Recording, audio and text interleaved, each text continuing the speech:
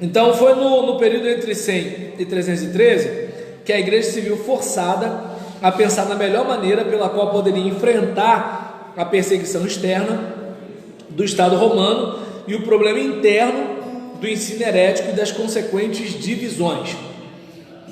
Ela procurou cerrar fileiras através de 3 procedimentos: desenvolvimento de um cânon do Novo Testamento, que resultou num livro que seria autoridade para a fé e para a vida; a criação de um credo, que forneceu uma declaração de fé também abalizada; e a obediência aos bispos monárquicos, entre os quais o de Roma tomou logo a liderança. O bispo era uma espécie de garantia da unidade na constituição da igreja. Polemistas também se engajaram na controvérsia com os heréticos. Por volta de 170, a igreja chamava-se católica ou universal, um termo usado pela primeira vez por Inácio em sua epístola a Esmirna. Sérgio, pode trazer 2 copos d'água para mim, por favor? Então vamos lá. Eu vou descer da igreja, vou vir mais caro. Daqui o meu. Usa esses mesmos do senhor? Pode ser. O meu do separado. O bispo monárquico. Vamos lá. O bispo monárquico. Exatamente. Monárquico, de monarquia. Necessidades práticas e teóricas levaram à exaltação da posição do bispo em cada igreja, chegando ao ponto de as pessoas o virem e o reconhecerem como superior aos outros presbíteros, aos quais seu ofício fora relacionado em tempos do Novo Testamento. Bispo era tudo igual, mas a necessidade de uma liderança para enfrentar os problemas da perseguição da heresia foi uma necessidade prática que acabou por ditar o aumento do poder do bispo. O desenvolvimento da doutrina da sucessão apostólica e a crescente exaltação da ceia do Senhor foram fatores fundamentais neste aumento de poder. A elevação do bispo monárquico em meados do segundo século originou o reconhecimento da honra especial devida ao bispo monárquico da igreja em Roma. O argumento inicial, mais importante apresentado desde cedo da história da igreja, foi o de que Cristo deu a Pedro, olha aí, presumivelmente o primeiro bispo de Roma, uma posição de primazia entre os apóstolos, em função da suposta designação de Pedro como a rocha sobre a qual edificaria a sua igreja. Mateus 16, 18. Exatamente. Seguindo aqui,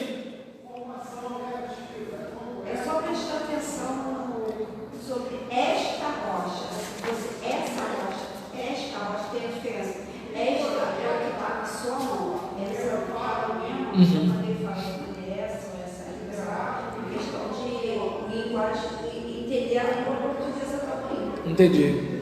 O que acontece é que é o seguinte, né? O que acontece é que entendi. Eu estou entendendo. O que eu estou dizendo é que é o seguinte, por exemplo, um padre vai assim ter uma série de coisas para discutir com você, entende? Então tá bom. Então nesse caso aqui, a gente vê que, segundo Mateus 16, 19, Cristo também deu a Pedro as chaves do reino dos céus e depois comissionou especialmente para apacentar o seu rebanho. João 21, versículo 15 a 19. Deve-se ter em mente que na narrativa de Mateus, Cristo usa 2 palavras para rocha, não se especificando se a rocha sobre a qual disse que edificaria a sua igreja era Pedro.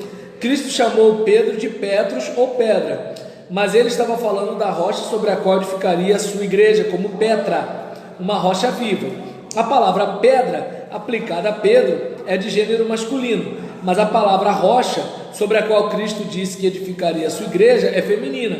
A boa razão para se crer que a interpretação correta é que Cristo estava com a palavra rocha, se referindo à confissão petrina de Jesus como sendo o Cristo, filho do Deus vivo. Deve-se lembrar ainda que Cristo disse que Pedro o abandonaria na crise do jardim, que Satanás o derrotaria. Lucas 22, versículo 31 e 32. E que Cristo teve que exortá-lo a cuidar do seu rebanho após a ressurreição, até de perdoá-lo por tê-lo traído. Acrescente-se ademais que os poderes semelhantes aos mencionados em conexão com Pedro, em Mateus 16, 19, foram também conferidos aos outros apóstolos. João 20, versículo 19 a 23. Pedro, mesmo em sua primeira carta, deixa cristalinamente claro que não ele, mas Cristo era o fundamento da igreja. 1 de Pedro, capítulo 2, versículo 6 a 8. Paulo não concebia Pedro como tendo posição de superioridade, tanto que não hesitou em repreendê-lo quando este contemporizou e cooperou com os judaizantes na Galácia. Vocês devem lembrar dessa passagem. Deixa eu ver aqui. Maior prestígio adviria ao bispo romano por Roma estar ligada a muitas tradições apostólicas. Pedro e Paulo sofreram em Roma o martírio por causa da fé. Como os dois eram líderes principais da igreja primitiva, não é de se admirar que a igreja e o bispo de Roma tivessem um prestígio maior. Percebe como a coisa foi ganhando volume? A igreja em Roma foi o centro da primitiva perseguição pelo Estado romano, movida por Nero em 64. Olha aí, a mais longa e talvez mais importante das epístolas de Paulo foi dirigida a esta igreja. Das igrejas cristãs, ela era, por volta do ano 100, uma das maiores e uma das mais ricas. O prestígio histórico de Roma como a capital do império levou a uma natural elevação da posição da igreja da capital. Pensa bem, né? Então, tinha ela a reputação por sua firme ortodoxia na luta contra a heresia e divisões. E aí, nesse caso, Clemente, um dos primeiros líderes da igreja, não escreveu à igreja em Corinto para exortá-la uma unidade centralizada na pessoa do bispo. Muitos pais da igreja ocidental, como Clemente, Inácio, Irineu e Cipriano, destacaram a importância da posição do bispo e, no caso de Cipriano, do bispo de Roma. Lembra? Embora todos os bispos fossem iguais, honra especial deveria ser dada ao bispo romano, olha aí, encarregado da cadeira de São Pedro, olha aí. Embora todos os bispos estivessem numa linha de sucessão apostólica dos bispos desde o próprio Cristo, Roma merecia honra especial, porque cria-se seu bispo continuava a linha sucessória desde Pedro. Percebe como a coisa vai cristalizando? E aí, recorde-se que alguns dos 5 bispos mais importantes da igreja perderam seu cetro de autoridade por várias razões. A partir de 135, com a destruição de Jerusalém pelos romanos, o bispo de Jerusalém deixou de ser contado como um rival do bispo de Roma. O bispo de Éfeso perdeu prestígio quando a Ásia foi sacudida pelo cisma montanista no 2º século, e quando o bispo de Roma, ao findar do século, excomungou o bispo de Éfeso e as igrejas da Ásia. Ao final do período, 3 coisas sobre a igreja católica antiga tinham se tornado claras realidades. Foi aceita a doutrina da sucessão apostólica, que relacionava todos os bispos a uma ininterrupta ligação com Cristo através dos apóstolos. Em cada igreja, um bispo se elevava acima dos presbíteros como bispo monárquico. O bispo romano passou a ser reconhecido como o primeiro entre os iguais, devido à importância do peso da tradição relacionada à sua cadeira. Então observa bem, presbítero, todo mundo igual, bispo, todo mundo igual. Aí acontece que o bispo começa a ficar destacado entre os presbíteros. Aí chega uma hora que o bispo de Roma começa a ficar destacado entre os outros bispos que são destacados entre os presbíteros. Percebeu? Então,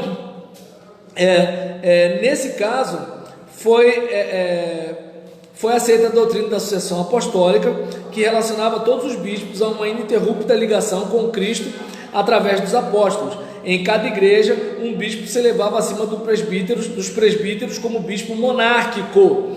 O bispo romano passou a ser reconhecido como o primeiro entre os iguais devido à importância do peso da tradição relacionada à sua cadeira. Esta primazia foi depois desenvolvida para uma supremacia do bispo romano como papa da igreja. Sucessão apostólica na hierarquia como uma garantia contra o cisma e para promover a unidade foi desenvolvida por Clemente, Inácio e Irineu.